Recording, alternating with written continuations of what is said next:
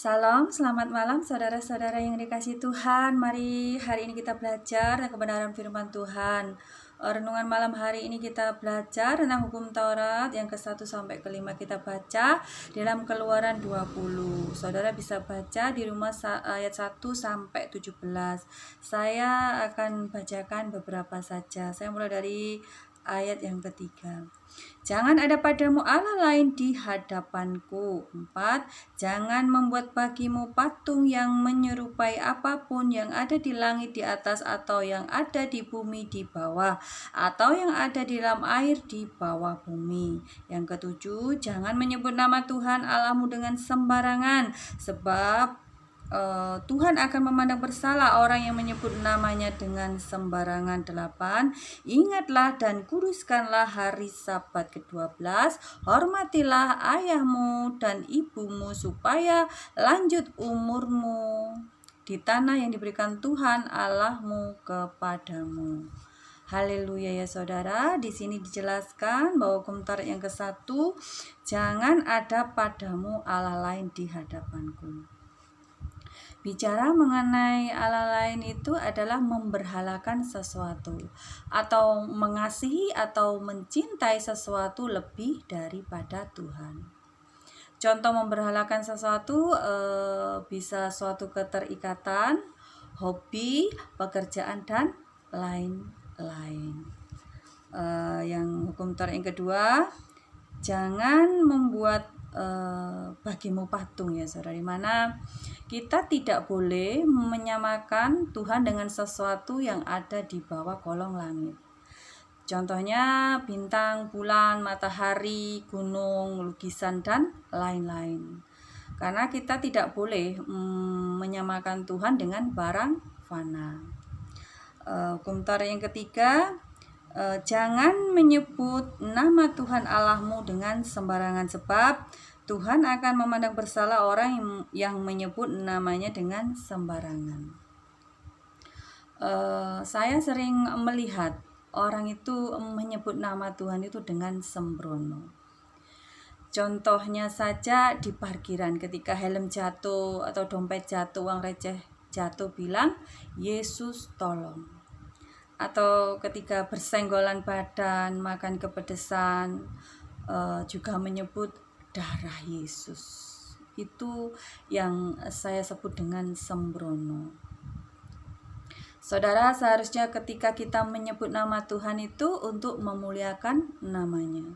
Saya pernah mempraktekkan dalam hidup saya dalam nama Tuhan Yesus, mengusir setan dan setan pun pergi. Berarti nama Tuhan Yesus itu benar-benar nama yang berkuasa. Dikatakan di dalam Kisah Para Rasul ya 12 ayat yang ke Kisah Para Rasul 4 ayat yang ke-12. Dan keselamatan tidak ada dalam siapapun juga selain di dalam Dia, sebab di bawah kolong langit ini tidak ada nama lain yang diberikan kepada manusia yang olehnya kita dapat diselamatkan.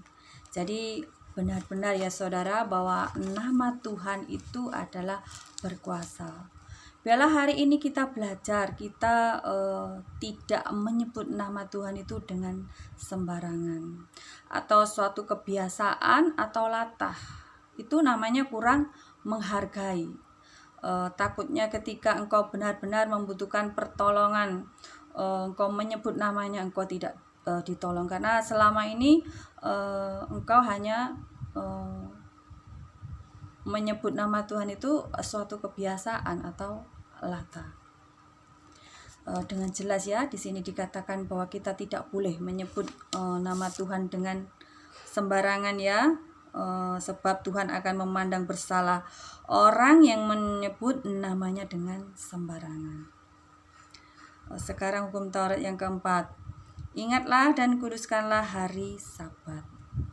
6 hari lamanya kita bekerja, pada hari yang ke-7 atau Sabat kita harus menguduskannya. Tetapi saya lebih menghimbau bahwa 6 hari yang lain pun kita harus belajar menguduskannya. Lebih-lebih hidup kita ya saudara, kita harus belajar menguduskannya, karena ada dikatakan dalam Ibrani 12:14, sebab tanpa kekudusan tidak seorang pun akan melihat Tuhan.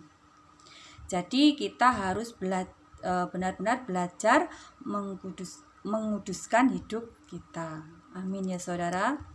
Yang kelima, hukum Taurat yang kelima, hormatilah ayahmu dan ibumu ya saudara. Di sini dijelaskan bahwa kita harus menghormati orang tua kita. Saya sering mendengar kesaksian bahwa sebagian orang tidak bisa atau tidak diberi kesempatan untuk membahagiakan orang tuanya karena waktu masih muda orang tuanya sudah dipanggil Tuhan. Kalau hari ini kita diberi kesempatan ya, orang membahagiakan orang tua kita, kita harus benar-benar membahagiakan, menyenangkan ya saudara. Dan saudara hari ini bisa bilang ya, aku sayang mama, aku sayang papa, karena dengan jelas bahwa kita harus menghormati orang tua kita pun ada sampai hari ini karena berkat ya jasa-jasa mereka juga ya saudara. Saya tutup dengan Matius 5 ayat yang ke-17 dan 19. Saya bacakan. Janganlah kamu menyangka bahwa aku datang untuk meniadakan hukum Taurat atau kitab para nabi. Aku datang bukan untuk meniadakannya, melainkan untuk menggenapinya. 19.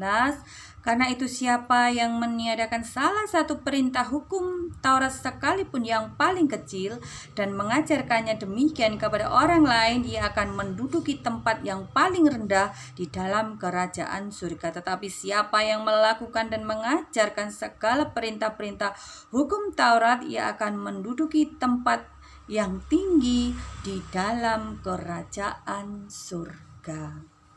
Amin ya saudara, saatnya kita menjadi pelaku-pelaku firman Tuhan. Saya juga tetap menghimbau baca sungguh-sungguh firman Tuhan, minta urapan Roh Kudus, lakukan, praktekkan agar saudaraku mengalami berjalan bersama Tuhan dan mengetahui apa yang Tuhan kehendaki pribadi lepas pribadi. Biarlah renungan malam hari ini memberkati kita semua. Amin.